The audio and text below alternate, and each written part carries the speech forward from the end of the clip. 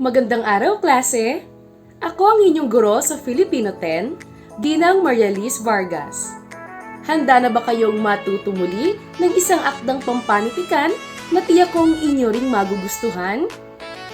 Sa tekstong ating tatalakayin ngayong araw, sigurado akong mapapasabi kayo na kalabaw lang ang tumatanda at ang edad ay numero lamang. Handa na ba kayo? Sa ngayon, atin munang tuklasin ang iilang mga salitang makikita natin sa teksto. Nais kong hulaan ninyo kung ano ang kahulugan ng bawat salita batay sa pagkakagamit nito sa mga pangungusap. Para sa unang pangungusap, isinalaksak niya ang salapang sa pating. Ang salita, salapang. Ano kaya ang kahulugan nito? Tama kayo, ang salapang ay sibat. Mahusay. Para sa ikalawang pangungusap, inulos ng matanda ang lanseta. Ang salita, lanseta. Ano kaya ang kahulugan nito? Tama kayo, ang lanseta ay isang punyal. Para sa ikatlong pangungusap, ang naroon lamang ay mga isdang lawi na patalon-talon sa magkabilang gilid ng kanyang prowa. Ang salita, prowa. Ano kaya ang kahulugan ng salitang ito? Mahusay ang inyong obserbasyon. Ang kahulugan ng prowa ay magkabilang gilid o gilid ng isang sasakyang pandagat tulad ng barko o bangka. Para sa ikaapat na pangungusap, 2 oras na siyang nagpapahinga at minsan ay nauupo sa popa. Ang salita ay popa. Ano kaya ang kahulugan ng popa? Tama, ang popa ay ang likurang bahagi ng isang sasakyang pandagat tulad ng barko o bangka. Para sa huling pangungusap, kinipit niya ang timon at ibinabad ang 2 kamay habang umuusad ang bangka. Ang salita ay timon. Tama, ang timon ay ang manibela ng isang sasakyang pandagat na maaaring bangka o barko. Magaling! Maliban sa 5 salita ang atin ng unang naibigay, nais kong ibahagi sa inyo ang ilang mga hiram na salita na nabanggit din sa tekstong ating tatalakayin. Una, dentuso. Ito ay tumutukoy sa may malalaking ngipin. Galanos. Ito ay salitang Kastila na tumutukoy sa pating. Mako shark. Ito ay isang uri ng pating na itinuturing na pinakamabilis lumangoy sa lahat ng mga pating. At ang huli, blue marlin. Ito ay isang uri ng mamahalin at malaking isda na matatagpuan sa pusod ng karagatan.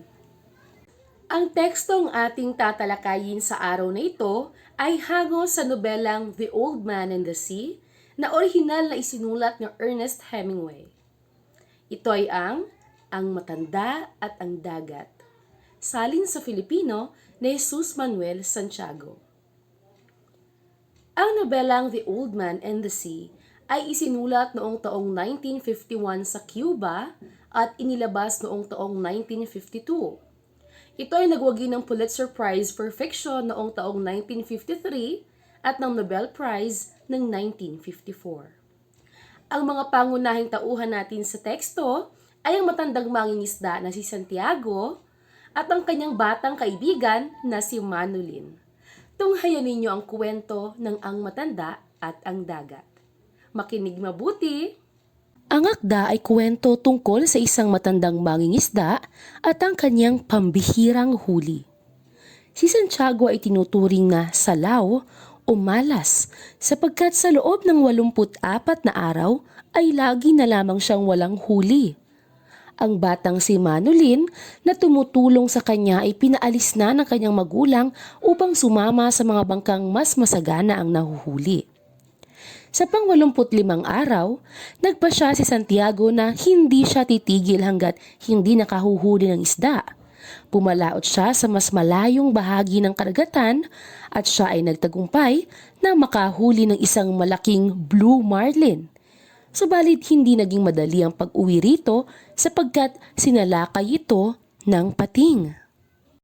Nang makita ng matanda na paparating ito, alam niyang isa itong pating na walang takot at gagawin ang lahat ng gusto nitong gawin. Inihanda ang salapang at hinigpitan ng lubid habang pinagmamasdan niya ang paglapit ng pating. Maigsi ang lubid dahil binawasan niya ito ng ipinantali sa isda. Malinaw at matino ang isip ng matanda ngayon at buong-buo ang pasya pero halos walang pag-asa. Sa loob-loob niya, makatagal sana ang katinuang ito. Mas mabuti pang naging isang panaginip lamang ito sa loob-loob niya. Hindi ko siya mapipigil sa pag-atake sa akin, pero baka makuha ko siya. Dentuso sa loob-loob niya. Malhasin sana ang nanay mo. Mabilis na nakalapit sa popa ang pating at nang sagpangin ito ang isda, nakita ng matanda ang pagbuka ng bunganga at ang kakatuwa nitong mata at may lumalagatok na pagtatad ng mga ngipin habang inangat-ngat ang karne sa may ibabaw ng buntot. Nakaangat sa tubig ang ulo ng pating at lumilitaw ang liko at naririnig ng matanda ang ingay ng balat at lamang nalalaslas sa malaking isda nang isilaksak niya ang salapang sa ulo ng pating sa dakong nagtatagpo ang guhit ng mga mata at ang guhit ng ilong. Walang gayong mga guhit. Ang naroon lamang ay ang mabigat, matulis na ulong asul at ang malalaking mata at ang lumalagotok, umuulos, nanlalamong mga panga. Pero ang kinalalagyan ng utak ang napuruhan ng matanda. Inulos niya ito ng mahusay ng salapang at ubos kayang ipinukol ang kanyang kamay sa nanlalagkit na dugo. Inulos niya ito ng walang pag-asa, pero may katatagang pa siya at lubos na hangaring maminsala. Kumampay ang pating at nakita ng matanda ang walang buhay na mga mata nito. At muli itong kumampay at napuluputan siya ng 2 ikid ng lubid. Alam ng matandang patay na pero hindi ito matanggap ng pating. Pagkatapos, nakatihaya, humahagupit ang buntot at lumalagotok ang mga panga.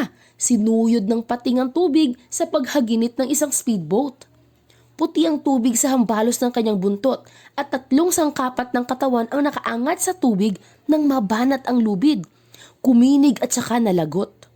Saglit na humingang tahimik sa ibabaw ng tubig ng pating at pinanood siya ng matanda. Paglara ay dahan-dahan itong lumubog. Mga 40 libras ang dala niya.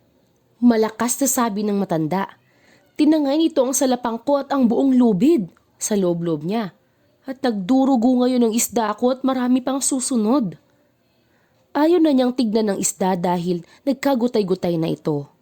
Nang sagpangin ng isda, parang siya rin ang nasagpang.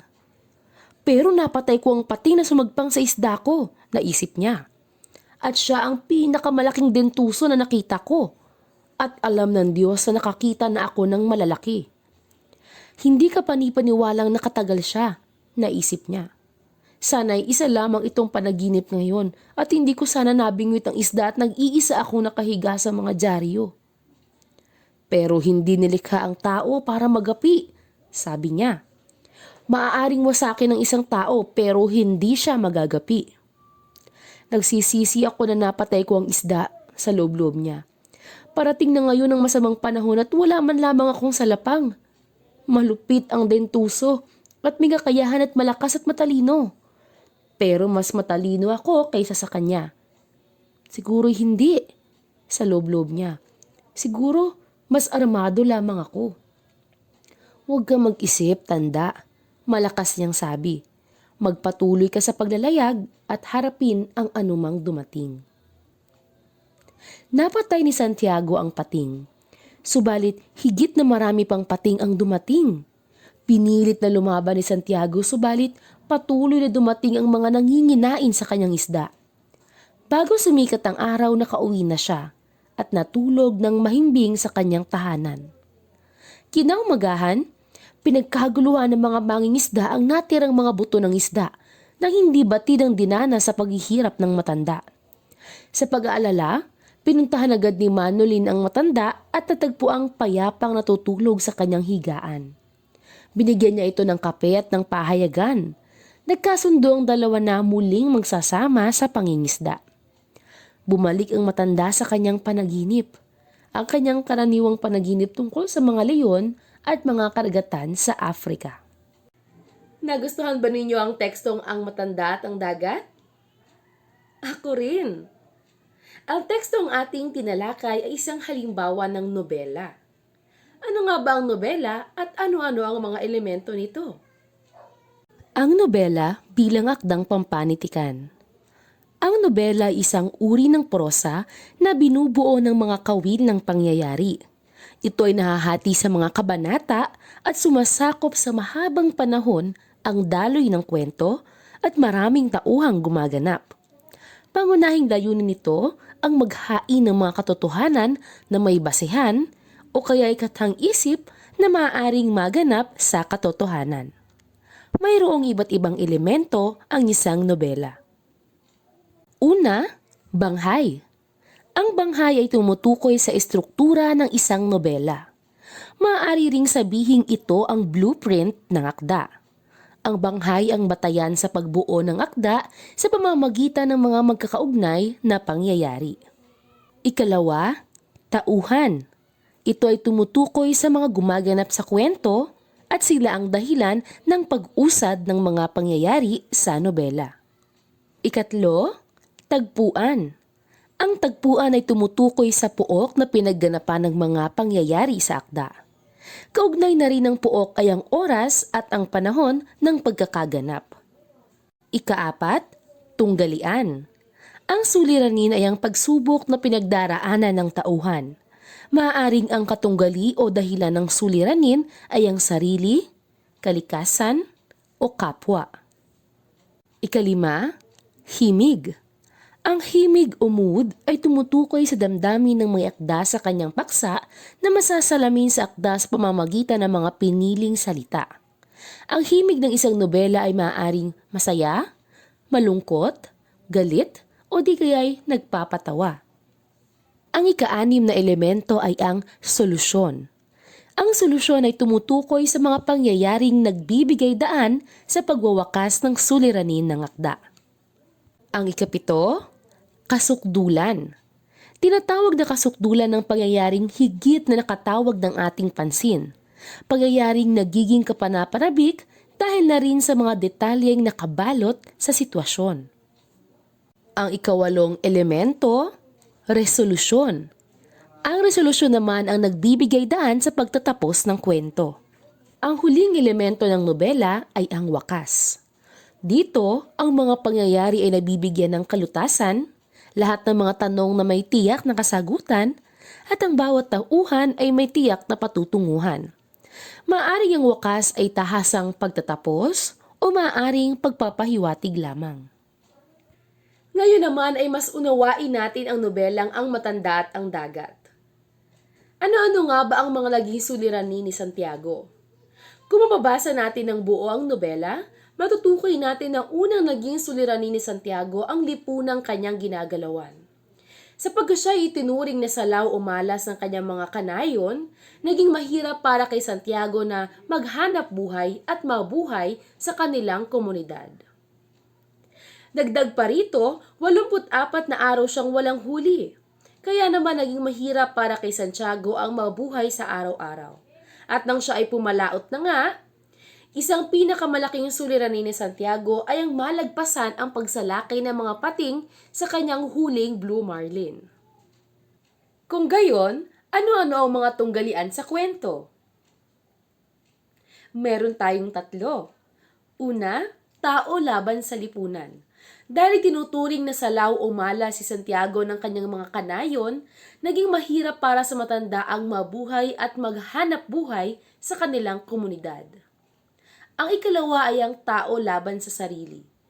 Kung mababasa natin ang nobela, makikita natin na makailang ulit kinalaban ni Santiago ang kanyang kalooban at konsensya kung tuluyan bang huhulihin ang blue marlin. Ang ikatlo naman ay ang tao laban sa kalikasan. Ano-anong mga aspeto ng kalikasan ang kinalaban ni Santiago? Una syempre ang blue marlin. Ikalawa ang mga pating. At ang ikatlo ay ang kalikasan niya bilang tao na magutom at makaramdam ng lamig habang nasa gitna ng karagatan. Matapos ang paglalayag ni Santiago, paano niya nabago ang pagtingin sa kanya ng kanyang mga kababayan? Dahil pambihirang huli ang blue marlin, hindi sukat akalain ng kanyang mga kanayo na ang isang matandang gaya ni Santiago ang makakahuli ng pambihirang laki ng isda na tulad nito. Kahit pabuto na lamang ang naiuwi ni Santiago, nangangahulugan lamang ito na hindi biro ang kanyang pinagdaanan sa kanyang pagpalaot sa karagatan. Paano nga ba nagkakatulad si Santiago, ang blue marlin at ang mga pating? Ano-ano ang katangian na kapwa meron ang tatlong ito? Dahil ang kwentong ito ay survival of the fittest, pare-parehong kailangan mabuhay ni Santiago, ng blue marlin at ng mga pating. Kapwa sila determinado na gawin ang lahat ng kanilang makakaya upang makasurvive sa karagatan. Ano nga bang sinasagisag ng panaginip ni Santiago kung saan may mga leyon na naglalakad sa dalampasigan? Alam natin na ang mga leyon ay tinuturing na hari ng kagubatan at dahil sa karagatan ang tagpuan, marahil ipinahihiwatig nito na si Santiago ang hari ng karagatan o ang hari o pinakamahusay sa pangingisda. Ano naman ang kalagayang panlipunan ang makikita natin sa nobela? Tama, ang pagsasawalang bahala sa mga senior citizen. Hindi dahil may edad na sila, nangangahulugang wala na silang maiaambag sa lipunan. Hindi ito totoo, sapagkat katulad ni Santiago, marami pa silang kayang gawin. At marapat lamang na bigyang pagkilala natin ang kanilang mga naging kontribusyon sa lipunan noong sila'y nasa kasibulan pa ng kanilang kabataan. Ano ang ating mahihinuhang aral o kaisipan mula sa nobela? Batay sa mga sumusunod na pahayag.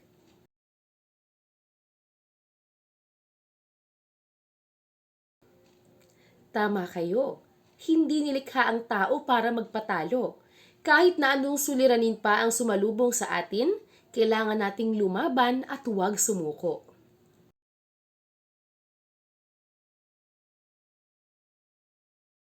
Sa buhay, madalas nating ipag-alala ang mga bagay na wala tayo.